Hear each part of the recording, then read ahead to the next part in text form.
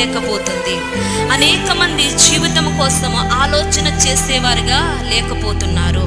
అసలు మనం ఎక్కడి నుంచి వచ్చామో మరలా వెళ్ళుటకు మనకి వీలు కలిగి ఉందా లేదా, ఏంటంటే మరలా వెళ్ళుటకు ఆ వీలు కలిగి ఉందా లేదా అని మనం ఆలోచన చేయాలి. ప్రభువా, నువ్వు నన్ను తల్లి గర్భంలో రూపించిన దినము మొదలుకొని ఆయన మనము తల్లి గర్భంలో రూపించి తల్లి 9 నెలలు మోసిన తర్వాత నువ్వు బ్రతుకుమని ఆయన సెలవిస్తే ఈ భూమి మీదకి మనం వచ్చాం. అవునా కాదా చెప్పండి?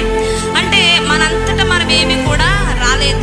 ఈ యొక్క భూలోకములో మనంతటా మన ప్రణయం లేదు, మనం రావాలన్న ఉద్దేశం మనకి లేదు. అయితే దేవుడు తన స్వరూపమందు నరుని సృష్టించి తన చేతులతో మనల్ని చిక్కుకుని నిర్మించుకుని ఆయన మనల్ని ఈ లోకములో మనల్ని పంపించాడు. ఈ జీవితంలో మనము మరలా ఏ దేశమునకు వెళ్ళాలి, మన ప్రయాణం